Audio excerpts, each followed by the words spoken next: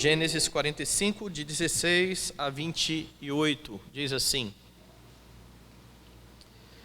Fez-se ouvir na casa de Faraó esta notícia: são vindos os irmãos de José. E isto foi agradável a Faraó e a seus oficiais. Disse Faraó a José: dize a teus irmãos, fazei isto: carregai os vossos animais e parti, tornai a terra de Canaã. Tomai a vosso pai e a vossas famílias, e vinde para mim. Dar-vos-ei o melhor da terra do Egito, e comereis a fartura da terra. Ordena-lhes também: fazei isto: levai da terra do Egito carros para vossos filhinhos e para as vossas mulheres, trazei vosso pai e vinde. Não vos preocupeis com coisa alguma de vossos haveres, porque o melhor de toda a terra do Egito será vosso. E os filhos de Israel fizeram assim. José lhes deu carros, conforme o mandado de Faraó. Também lhes deu provisão para o caminho. A cada um de todos eles deu vestes festivais, mas a Benjamim deu 300 moedas de prata e 5 vestes festivais. Também enviou a seu pai 10 jumentos carregados do melhor do Egito, e 10 jumentos carregados de cereais e pão, e provisão para o seu pai para o caminho. E despediu os seus irmãos. Ao partirem, disse-lhes: não contendais pelo caminho. Então subiram do Egito e vieram à terra de Canaã, a Jacó, seu pai, e lhe disseram: José ainda vive, e é governador de toda a terra do Egito. Com isto, o coração lhe ficou como sem palpitar, porque não lhes deu crédito. Porém, havendo-lhe eles contado todas as palavras que José lhes falara, e vendo Jacó, seu pai, os carros que José enviara para levá-lo, reviveu-se-lhe o espírito e disse Israel: basta, ainda vive meu filho José, irei e o verei antes que eu morra. Capítulo 46, verso 28. Jacó enviou Judá adiante de si a José, para que soubesse encaminhá-lo a Gósen, e chegaram à terra de Gósen. Então José aprontou o seu carro e subiu ao encontro de Israel, seu pai, a Gósen. Apresentou-se, lançou-se-lhe ao pescoço e chorou assim longo tempo. Disse Israel a José: já posso morrer, pois já vi o teu rosto, e ainda vives. Vamos orar. Amado Senhor e Salvador, exaltamos o teu nome, agradecemos, Senhor Deus, o cuidado do Senhor para conosco. Agradecemos o privilégio de estarmos aqui nesta noite e cremos que cada um de nós que aqui estamos fomos trazidos pelo Senhor, pois o Senhor falará ao nosso coração. Que o Senhor abra o nosso entendimento, que o Senhor leve o nosso pensamento cativo ao pensamento de Cristo. Que estejamos aqui, ó Deus Santo, com o coração submisso e humilde àquilo que o Senhor irá falar por meio da Tua palavra. Ó Deus, nós suplicamos ao Senhor que trate conosco nessa noite. Em nome e por amor de Jesus, o Salvador, oramos. Amém. Meus irmãos, nós cantamos agora há pouco que a igreja de Cristo é o povo da aliança. Povo este que era representado por Israel no Antigo Testamento, que apontava para a igreja gloriosa que tem sido alvo do cuidado do Senhor Jesus Cristo, o seu soberano Redentor, o seu soberano Senhor. E essa é uma das bênçãos de fazer parte da igreja, de fazer parte deste povo de propriedade particular de Deus, porque a Bíblia nos mostra várias promessas de que Deus cuida do seu povo, de que Deus está no meio do seu povo. Estas são verdades claras apontadas pela Escritura. O grande problema é que nós, como pecadores que somos, por vezes não percebemos isso. Por vezes desanimamos, achamos que a nossa caminhada está por demais pesada, achamos que o Senhor até se apartou de nós, e esta não é uma novidade dos nossos dias. A Escritura nos traz exemplos de pessoas, de crentes, fiéis ao Senhor, que passaram por isso. Quando você pensa, por exemplo, em Davi, que a Bíblia chama de o homem segundo o coração de Deus, e que confiava no seu Deus, num certo momento da vida ele disse: até quando, Senhor? Esquecer-te-ás de mim para sempre? Quando você pensa em Moisés, aquele que foi usado por Deus para com mão forte tirar o povo do Egito, o grande redentor que tira o povo do Egito e é aquele que vai conduzir esse povo para uma nova terra, para uma nova realidade, para a terra que manda leite e mel. No momento da sua vida, ele também reclama, dizendo que não estava percebendo o cuidado de Deus. Em Números capítulo 11, ele vai dizer ao Senhor: se assim me tratas, mata-me de uma vez, eu te peço. Se tenho achado favor aos teus olhos, não me deixe ver a minha miséria. Moisés, o grande líder do povo, está em desespero, pois ele não consegue perceber, ele está com seus olhos vendados, fechados naquele instante, e ele não consegue perceber o cuidado do Senhor. E estes são apenas dois exemplos de muitos que a Escritura mostra de forma abundante. E diante disso, você precisa sondar o seu coração e pensar: como é que tem sido na sua vida? Você tem confiado no Senhor? Nos seus momentos de dificuldade, quando parece que você está sozinho na sua vida, você consegue lembrar as promessas benditas que o Senhor tem em sua palavra? E o texto que nós estamos estudando aos domingos, estamos vendo aos domingos, que mostra toda esta saga, toda essa história de José, desde o momento em que ele foi lançado naquele poço por seus irmãos, até o momento em que estamos agora. Ele é o grande governador do Egito, e estão diante deles os seus familiares. Na semana passada nós vimos a promessa do Senhor se cumprindo e os seus irmãos se dobrando diante de José, mas ainda faltava o seu pai, e esta família então vai ser reunida. O Senhor Deus está preparando todas as coisas em sua providência para que esta família esteja novamente junta.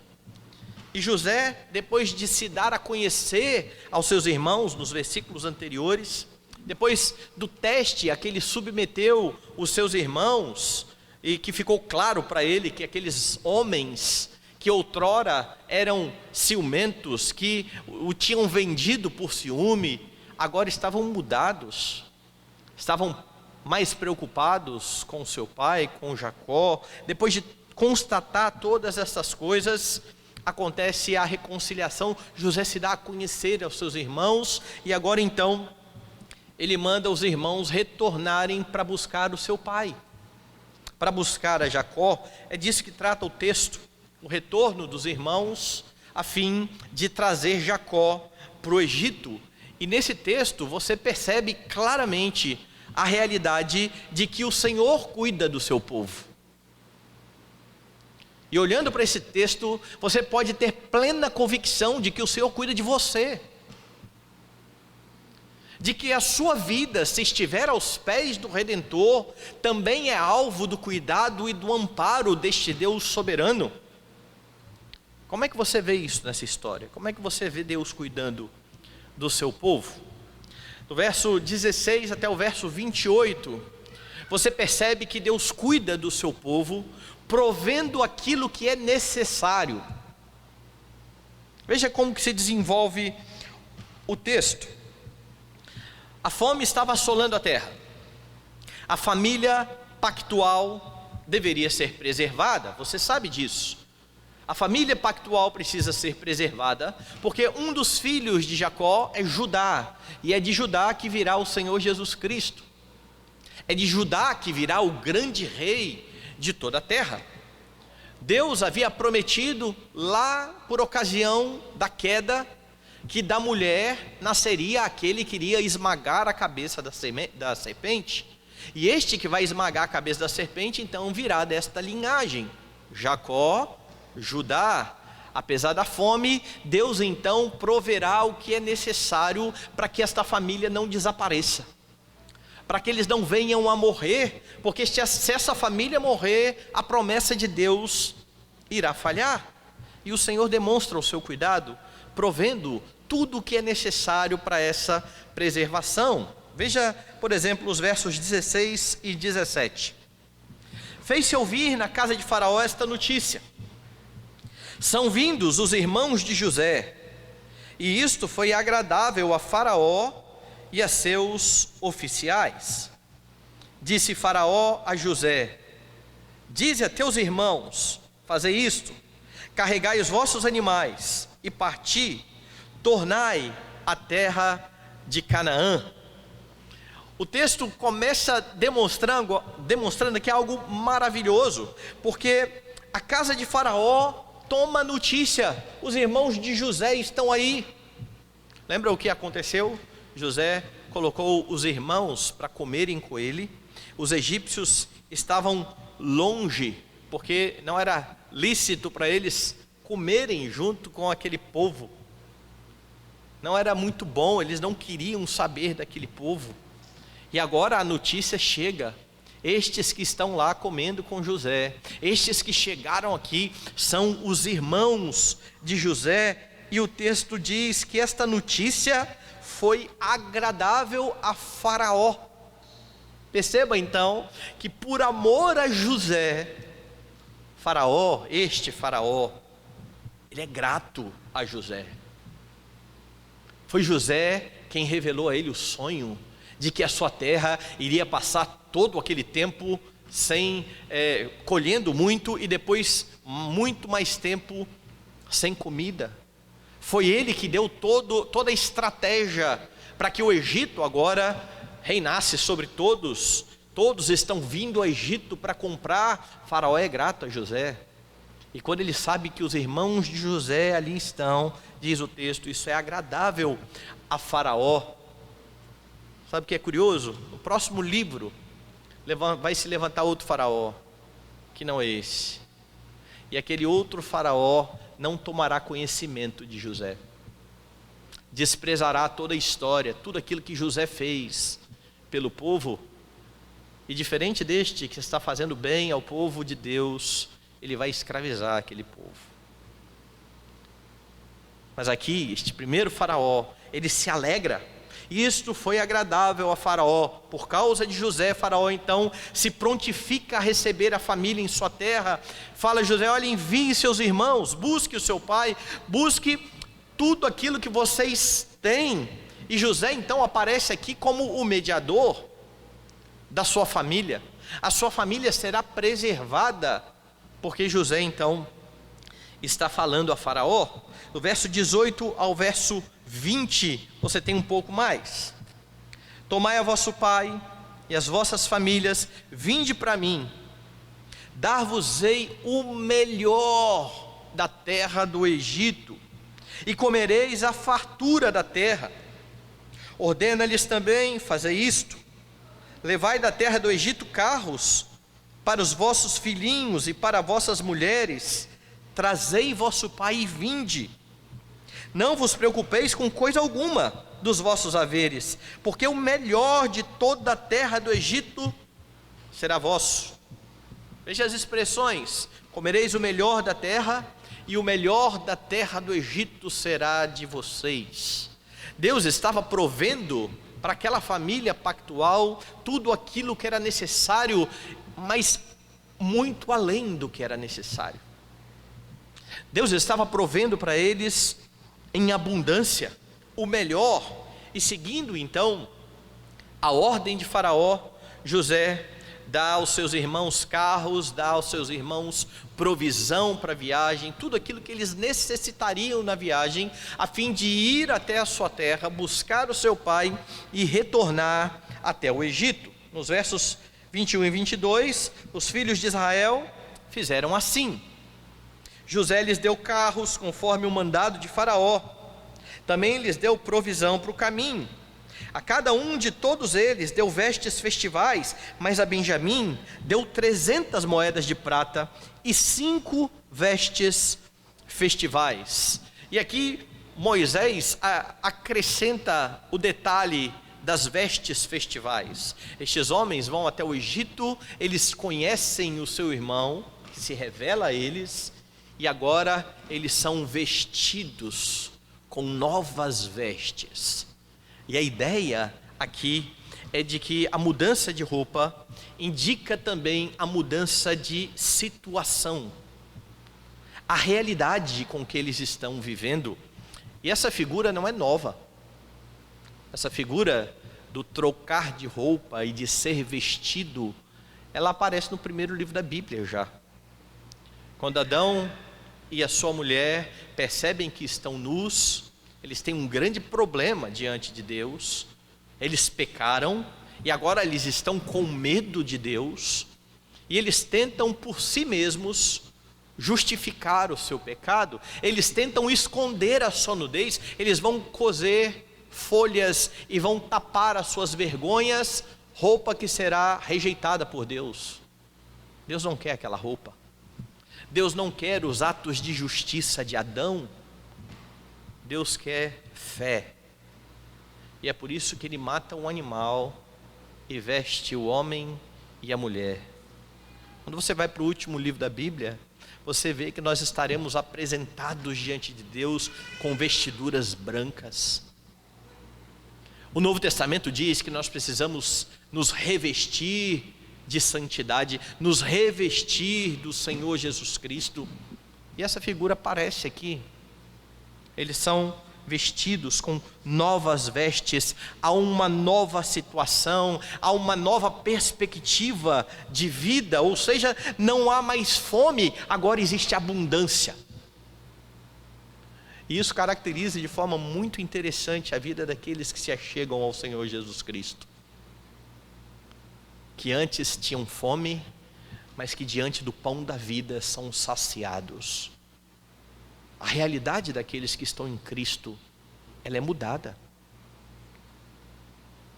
Jesus Cristo mata a fome e mata a sede do seu povo, e isso faz parte do cuidado de Deus para com o seu povo. Deus provê ao seu povo aquilo que é necessário para o seu físico. Jesus foi claro ao dizer isso aos discípulos. Olha, não fiquem preocupados com o que comer e com o que vestir. As aves são alimentadas, os lírios são vestidos. Vocês serão cuidados. Busquem em primeiro lugar o reino e a justiça. Estas coisas serão acrescentadas. E ao buscar o reino e a justiça, nós estamos sendo também cuidados pelo Senhor, que está nos vestindo a cada dia com novas vestes, purificando as nossas vestes, os nossos atos, a nossa vida, a fim de sermos semelhantes ao Senhor Jesus Cristo. Aqui você vê uma mudança total: fome, desespero, desesperança, abundância. O quadro muda, e as vestes apontam exatamente para isso. E há aqui um contraste extraordinário, porque se vocês se lembrarem, quando os irmãos de José o venderam como escravo, eles despiram José da sua túnica. Eles tiraram a roupa de José, entregaram ao seu pai, manchada lá de sangue, dizendo: olha, encontramos a capa do seu filho. E estes irmãos que despiram José são agora vestidos por ele. Veja o contraste extraordinário que Moisés traça ao escrever, e aquele povo que está lendo, ouvindo o que Moisés tem a dizer, precisa perceber exatamente isto, e perceber a graça de Deus que está sendo descrita aqui, porque Benjamim, dentre os seus irmãos, recebe mais do que os seus irmãos, 5 vezes mais, e os seus irmãos não reclamam, não têm inveja, eles estão satisfeitos com a provisão que Deus tem para eles, diferente daquilo que aconteceu lá atrás. Eles eram cuidados pelo seu pai, mas o seu pai cuidava mais de José. Isso causava muitos ciúmes, muita ira, mas agora eles conseguem olhar para Benjamim recebendo mais do que eles e ainda assim estarem satisfeitos. Porque quando você considera e percebe a provisão de Deus na sua vida, quando você entende que Deus está dando a você aquilo que é necessário para você, você não tem mais inveja daqueles que estão à sua volta. Você não precisa mais se comparar com aqueles que estão ao seu redor. Você vai entender que o que é necessário para a sua vida está sendo dado, e está sendo dado pela graça de Deus, porque você não merece. Ele é gracioso. Fosse pelo merecimento, ninguém teria nada. Teríamos, na verdade, abundância de sofrimento. Porque se Deus tratasse o homem segundo aquilo que ele merece, não haveria um minuto de sossego na nossa vida. Mas tribulação após tribulação, mas em vez disso, por causa de Cristo, da obra maravilhosa do nosso irmão mais velho, o que nós temos? Graça sobre graça, dia após dia. E é isso que você percebe, eles estão satisfeitos. No verso de número 23, também enviou ao seu pai 10 jumentos carregados do melhor do Egito, e 10 jumentos carregados dos cereais e pão, e provisão para o seu pai, para o caminho. Você tem o seu pai também sendo alvo deste cuidado, e ainda mais, repare o verso 24, e despediu os seus irmãos. A partirem, disse-lhes: não contendais pelo caminho. E por que José agora precisa dizer isso aos seus irmãos? Não contendais pelo caminho. Você se lembra que José se deu a conhecer, mas antes disso colocou-os à prova. E quando José os colocou à prova, eles começaram então a dizer: olha, Deus nos encontrou, Deus está punindo o nosso pecado, isso é por causa daquilo que fizemos contra José. Eles começam a reconhecer as suas faltas. Mas naquela ocasião, Rúben, ele chega a lembrar um detalhe, dizendo: vocês se lembram? Eu disse para não fazer mal nenhum a esse rapaz. José está dizendo: fiquem tranquilos, não fiquem apreensivos, não tenham medo. Eu sou José a quem vocês venderam, não tenham medo. O pecado dos irmãos é colocado à vista, mas José está dizendo: vocês estão perdoados. Mas agora estes irmãos irão buscar o seu pai, e José, antecipando uma possível acusação de um ao outro: está vendo, isso tudo é por sua culpa, eu disse que não era para acontecer isso, eu disse que não era para vender José. Ele disse: não briguem pelo caminho, não contendam pelo caminho. Aqueles que já receberam o perdão não tem que ficar agora se acusando quanto ao pecado que já havia sido perdoado. A situação já estava resolvida. E então, nestes primeiros versículos, você percebe o cuidado de Deus para com o seu povo, provendo tudo aquilo que é necessário, a fim de que o seu povo esteja satisfeito. Meus irmãos, da mesma forma que o Senhor fez com a família pactual, Ele continua fazendo com a sua igreja. A igreja de Cristo é o povo da aliança. Este povo, representado aqui pelos 12 filhos de Jacó, alvos do cuidado soberano do Senhor, apontava para a igreja gloriosa de Cristo, da qual você faz parte. Daí você precisa entender a grande importância de estar debaixo da autoridade e do pastoreio que Deus coloca sobre o seu povo. Não há possibilidade de alegria para aqueles que estão fora da igreja, para aqueles que deliberadamente se afastam da igreja, e motivos são variados para você se afastar da igreja. Se você quiser encontrar um motivo hoje para ir embora da igreja e não voltar nunca mais, eu te dou 5, 10 ou 20. Pensando só na nossa. Se a gente fosse pensar em todo o povo de Deus, as razões são inúmeras para aqueles que querem sair da igreja. Mas há um detalhe importante. A despeito da igreja ser bem parecida com este povo pactual aqui, um monte de pecador junto, que muitas vezes pensam somente nos desejos do seu coração, dando vazão a isso, pecando uns contra os outros. É esse povo que é alvo do cuidado do Senhor. É este povo que está sendo santificado pelo Senhor. É este povo que está recebendo a provisão do Senhor e que precisa nessa caminhada estar satisfeito, porque diante de nós temos a promessa do melhor dessa terra. A promessa é para nós, a promessa é para os nossos filhos.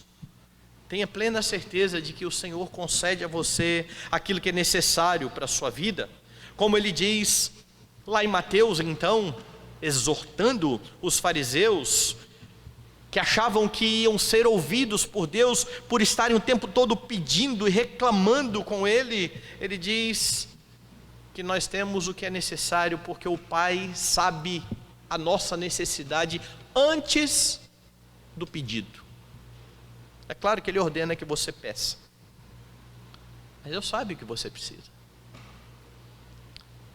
E como cristão que tem a bênção, o benefício de ter sido inserido neste povo, nessa família pactual, você precisa estar satisfeito com aquilo que o seu Deus tem dado a você, porque enquanto você não estiver satisfeito com a provisão de Deus na sua vida, você não encontrará paz nem consolo, você não estará satisfeito, as murmurações serão algo que o tempo todo estará presente na sua vida. Deus cuida de você, porque Deus cuida do seu povo. Perceba isso ao acordar, ao lembrar que se você conseguiu abrir os olhos mais uma manhã, foi porque as misericórdias do Senhor se renovaram. Se você conseguiu respirar, nós vivemos o tempo agora do coronavírus, e as pessoas têm falado muito sobre isso, né? Sobre a bênção do respirar, algo que nós fazemos de forma tão automática, que nós nem sequer percebemos que Deus nos dá o ar para que respiremos. Se temos um local para descansar, para fazer as nossas refeições, não importa se elas são abundantes ou se é pouco, mas temos sido sustentados. Você tem motivos para olhar para a provisão de Deus. O problema, meus irmãos, é que nós nos assemelhamos muito ao povo de Israel. Esse povo que está aqui, que vai crescer no Egito e que vai experimentar todo tipo de aflição quando este povo for libertado. E essa é a situação desse povo enquanto Moisés está contando essa história. Eles tinham sido libertados do Egito, eles estavam sendo cuidados pelo Senhor, que dava água da rocha, que dava pão que vinha do céu, que estendia um toldo. Foi assim que nós lemos no Salmo? A nuvem como um toldo, para que eles não tomassem sol, o fogo à noite para os guiar e os aquecer, as sandálias que entra ano e passa ano e elas não se desgastam. E este povo murmura, reclama, tem saudades do Egito, tem saudades do tempo em que eram escravos, porque quando éramos escravos tínhamos carne para comer. E nós lemos essas histórias e falamos, povo ruim, povo terrível, murmuramos. O que tem hoje para comer? Só tem isso? Não é só tem isso, é graças a Deus que tem isso. Eu vou para a igreja hoje, com qual roupa eu vou? Eu não tenho roupa? Tem muita roupa. Talvez não tenha mais uma nova. Tem roupa. E nós vamos encontrando motivo para murmurar e reclamar, esquecendo de olhar para o Deus que em Jesus Cristo nos dá aquilo que é necessário. E aí nós começamos a invejar os nossos irmãos, nós começamos a invejar pessoas que sequer temem a Deus. Quebramos o mandamento de não cobiçar, porque ao invés de olhar para a provisão de Deus e ter o coração satisfeito, ansiamos por mais, esquecendo que se nós não temos mais, é porque Deus sabe o que temos necessidade antes de pedirmos. Foi Cristo Jesus quem disse isso, e nós precisamos acreditar nessa palavra. O texto nos fala a respeito dessa provisão graciosa e soberana de Deus, que abençoa aqueles a quem Ele quer abençoar.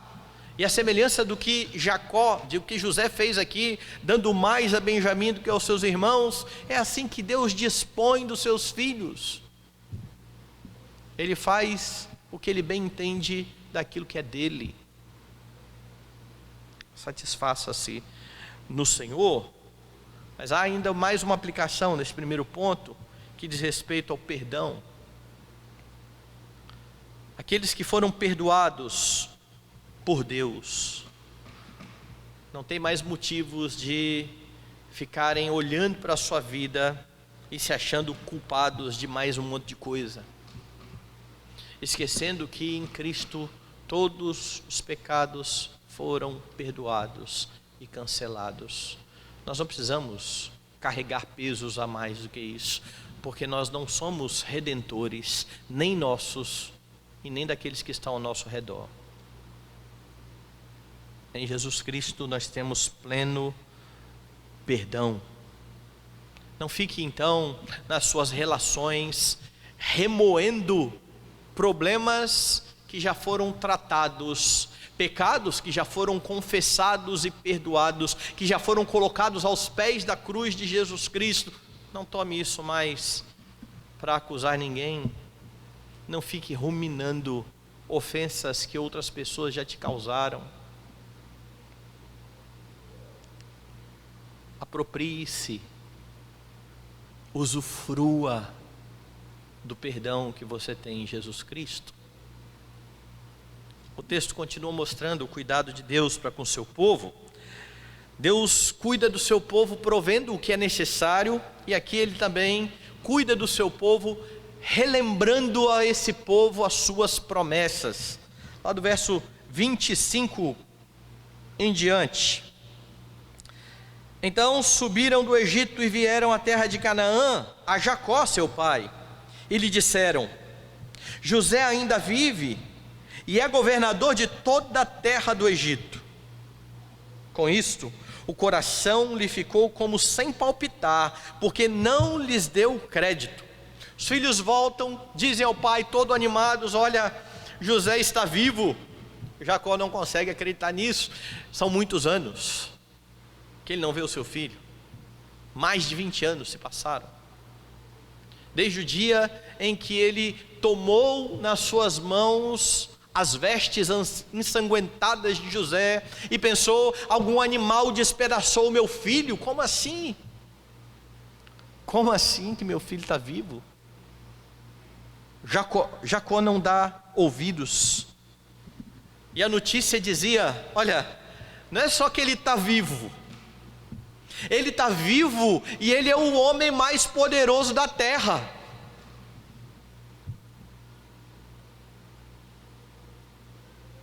Jacó não está acreditando, mas depois que ele ouve todo o relato, ele se convence e quer ver novamente o seu filho. Veja lá o versículo 26, José ainda vive e é governador de toda a terra do Egito. Com isto o coração se lhe ficou como sem palpitar, não lhes deu crédito, porém, havendo-lhe eles contado todas as palavras que José lhes falava, e vendo Jacó seu pai, os carros que José enviara para levá-lo, reviveu-se-lhe o espírito, e disse Israel: basta, ainda vive meu filho José, irei e o verei antes que morra. Jacó agora quer ver o seu filho, que não está morto como ele achava, mas que está bem vivo, poderoso sobre toda a terra. Você se lembra como ficaram os discípulos diante da notícia da morte de Cristo? Desolação, falta de esperança. Mas aqueles homens, sem esperança no seu coração, quando entendem e percebem e veem que o Senhor Jesus Cristo está vivo, Ele venceu a morte, a sua esperança é renovada, a alegria invade os seus corações. E aquilo que acontece aqui nesta história aponta de forma maravilhosa para aquilo que os discípulos irão experimentar quando o Senhor Jesus Cristo ressuscitar dentre os mortos, e toda a tristeza for deixada de lado, porque o Redentor, o Rei todo glorioso está com eles e cuida deles. José estará cuidando dos seus irmãos, José estará cuidando da sua família, José estará provendo tudo aquilo que é necessário. E se aquele povo conseguiu se satisfazer em José ou com José, muito mais temos nós a nos satisfazer no Senhor Jesus Cristo, meus irmãos. Muito mais alegria precisa estar em nossos corações. Mas antes de toda essa alegria, ou apesar de toda esta alegria, como eu disse no começo, muitas vezes as lutas da nossa vida, os problemas da nossa vida acabam roubando essa alegria, porque nós nos esquecemos daquilo que o Senhor Deus diz que tem para nós. E quando você olha para esse texto, você tem algumas questões importantes aqui, porque olha o que diz o narrador, Moisés, né? Ele vai dizer a partir do capítulo 46 aí: partiu, pois, Israel com tudo o que possuía e veio a Berseba e ofereceu sacrifícios ao Deus de Isaque, seu pai. Israel está agora partindo e ele, antes de ir, louva a Deus, oferece os seus sacrifícios. No verso 2, falou Deus a Israel em visões, de noite disse: Jacó, Jacó. Ele respondeu: eis-me aqui. Então disse: eu sou o Deus de teu pai. Não temas descer para o Egito, porque lá eu farei de ti uma grande nação. Então veja algumas coisas interessantes. Moisés está relatando isso ao povo, o que tinha acontecido. E Moisés está dizendo para o povo: sabe o que Deus disse para Israel? E o povo sabe quem é Israel. Aquele que está saindo do Egito é o povo de Israel. E na narrativa Moisés disse: sabe o que Deus disse para Israel? Jacó, Jacó. Opa, peraí. Deus, que disse que o nome dele seria conhecido por Israel, está chamando de Jacó. É o que tudo indica aqui no texto. Deus chama Israel pelo seu antigo nome, apontando para a fraqueza de Jacó, que ainda está titubeando, apesar de estar acreditando e saindo para ir ver o seu filho. Deus está relembrando a ele todas as promessas. E então Deus diz: Jacó, eu sou o seu Deus. não tem o que temer. Essa é a lembrança de uma promessa. Eu vou ser o seu Deus. Mais ainda, veja lá. Não tenha medo de descer para o Egito, porque lá no Egito eu vou fazer de você uma grande nação. Ora, essa foi a promessa a Abraão: de ti farei uma grande nação. Eu vou te dar uma grande nação, eu vou te dar muitos filhos, eu vou te dar uma terra. Mas o curioso aqui é que esta grande nação não seria dada na nova terra. Essa grande nação seria formada fora da terra, lá no Egito. Foi lá no Egito, debaixo da escravidão de Faraó, que este povo proliferou e cresceu, e quando eles saíram do Egito, já era uma multidão de gente, a fim de ir para a nova terra. Mas aqui então, está Deus relembrando a Jacó: existe uma promessa, Jacó, vocês serão uma grande nação, não tenha medo, pode ir para o Egito. Se você não lembrar as promessas que Deus tem para a sua vida, você vai viver com medo de tomar atitudes, com medo de tomar decisões na sua vida. Tenha em mente aquilo que Deus tem prometido ao seu povo. Deus fala mais, verso 4: eu descerei contigo para o Egito, e te farei tornar a subir certamente. A mão de José fechará os teus olhos. Veja, eu vou descer e vou te fazer subir. Deus está dizendo, e não há como falhar nisso, certamente isso vai acontecer. Creia nisso, Jacó. E Jacó recebe a notícia: a mão de José irá fechar os seus olhos. Deus está falando que Jacó vai morrer lá no Egito. Jacó vai morrer lá naquela terra. Mas sabe aonde Jacó terá o seu destino final? Sabe aonde vai ser enterrado de forma final? Dê uma olhada no capítulo 47, verso 29. Aproximando-se, pois, o tempo da morte de Israel, chamou a José seu filho e lhe disse: se agora achei mercê a tua presença, rogo-te que ponhas a mão debaixo da minha coxa e uses comigo de beneficência e de verdade. Rogo-te que não me enterres no Egito, porém que eu jaza com os meus pais. Por isso me levarás do Egito e me enterrarás no lugar da sepultura deles. Respondeu José: farei segundo a tua palavra. Então lhe disse Jacó: jura-me. E ele jurou-lhe, e Israel se inclinou sobre a cabeceira da cama. Ele faz José prometer: não me enterre nessa terra, me enterre na terra da promessa. Então este Jacó, que está ouvindo de Deus as promessas novamente, mais à frente vai demonstrar que o seu coração está convicto daquilo que Deus está fazendo na vida dele. Ele está para morrer. Deus havia dito que isso ia acontecer, mas ele diz: me enterre na terra da promessa. José vai levar os ossos do seu pai, Israel vai levar os ossos de Jacó para esta terra, para a terra prometida. Então a notícia trazida pelos irmãos, juntamente com a repetição das promessas, mostra Deus cuidando do seu povo.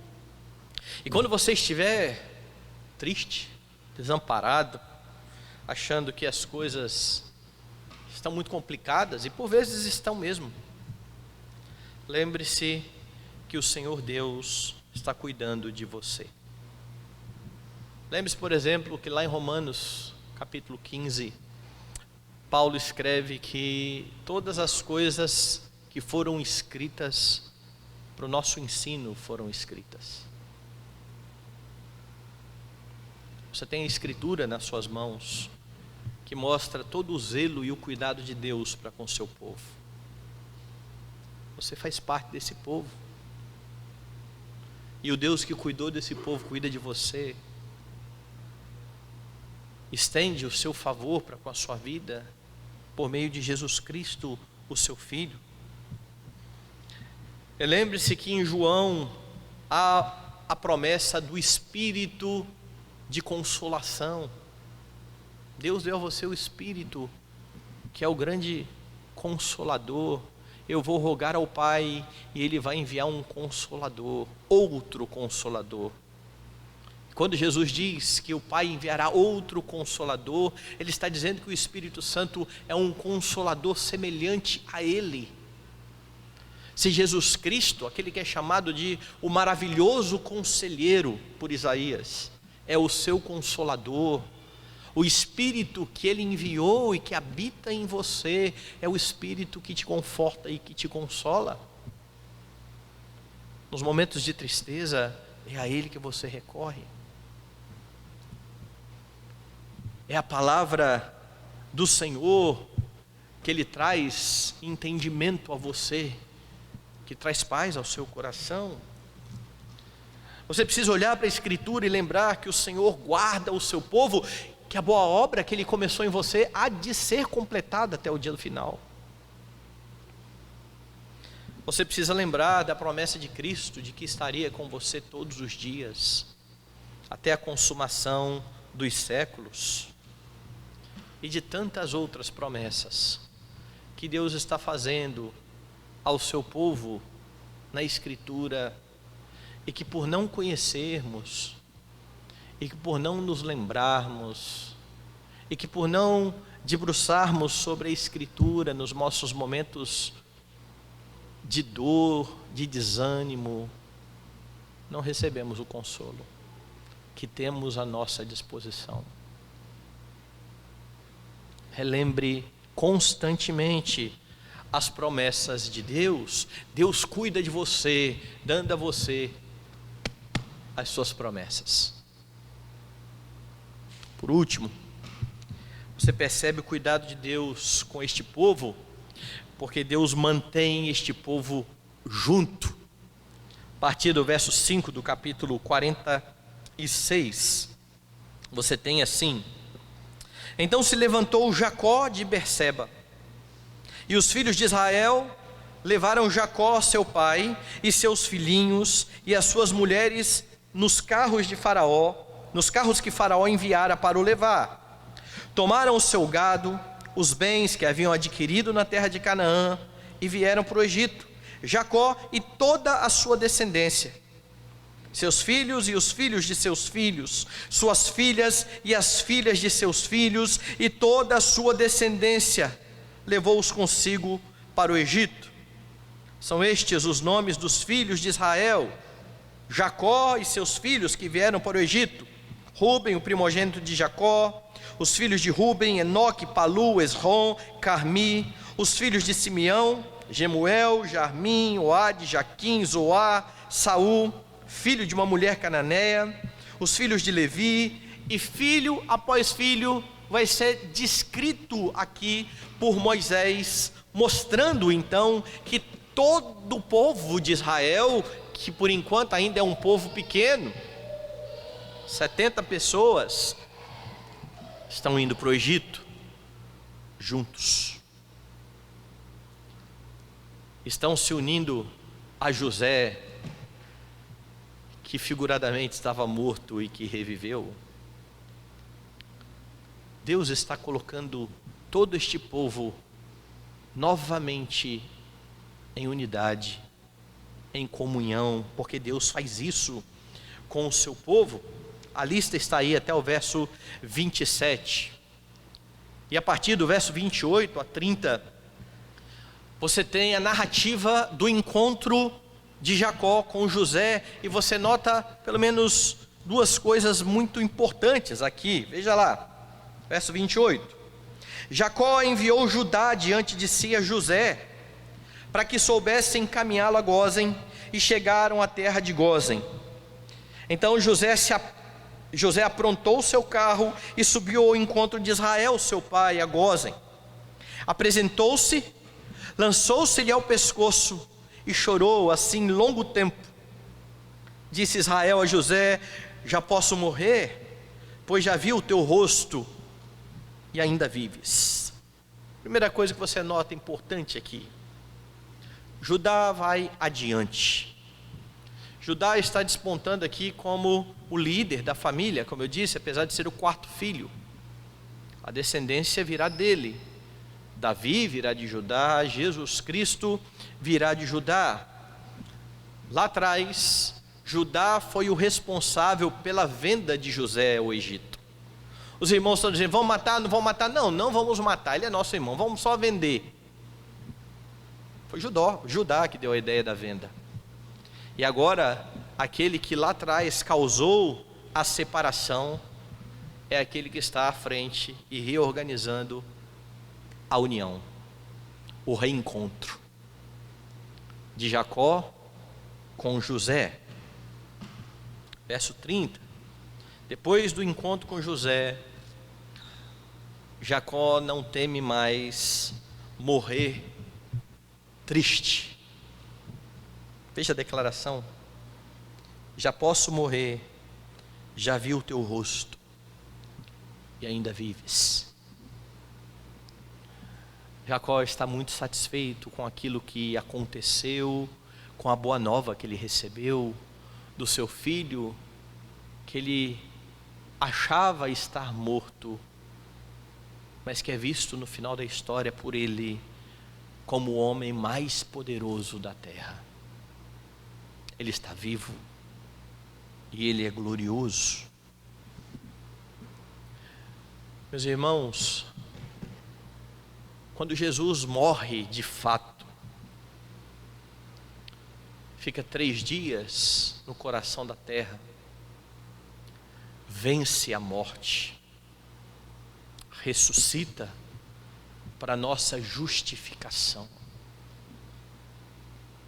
Ele faz isso para que o seu povo possa agora estar unido, estar junto. Este povo volta a estar junto depois da notícia de que José ainda vive. A igreja está unida por causa do seu Redentor que vive. É Jesus Cristo quem produz a unidade da igreja. É por isso que, a despeito de nós, pecadores, você não pode estar fora da igreja. Porque é este corpo, cheio de pecadores, que estão sendo tratados por esse Jesus que ressuscitou, que estão sendo santificados pelo Jesus que ressuscitou.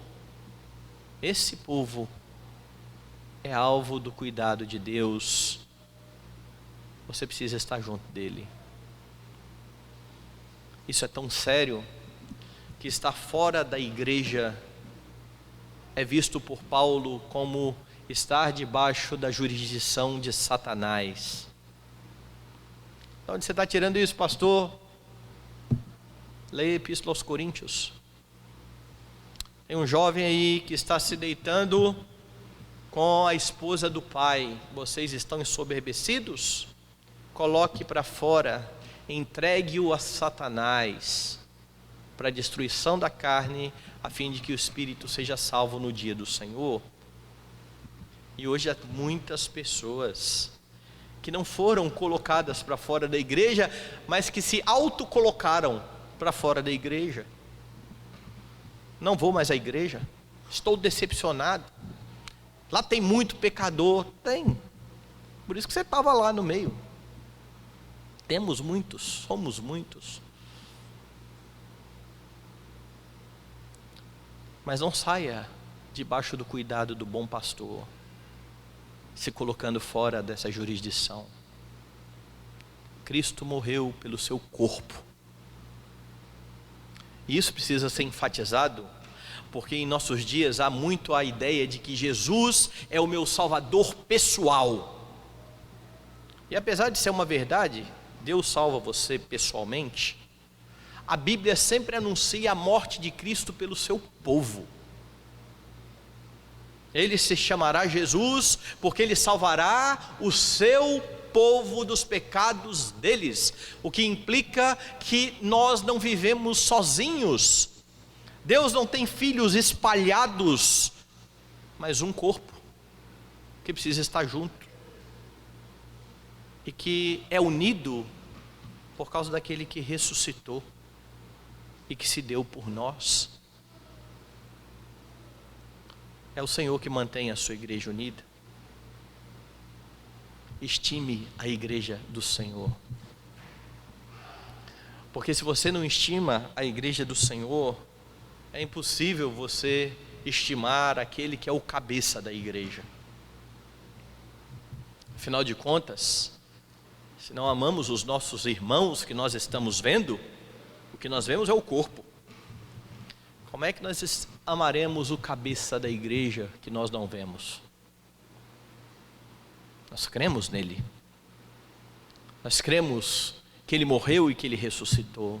Nós cremos que ele está à destra do Pai, mas nós o vemos pelos olhos da fé. Um dia o veremos pessoalmente, mas nós podemos vê-lo por meio do seu corpo, da sua igreja gloriosa, deste povo que Deus mantém unido. Então a unidade da família pactual é uma bela ilustração para a unidade da igreja. Pessoas diferentes, irmãos diferentes, com interesses muitas vezes diferentes, uns pecando mais, outros menos, unidos pelo irmão que agora se tem a notícia de que está vivo. O nosso Redentor morreu de verdade e ressuscitou de verdade, como diz as Escrituras.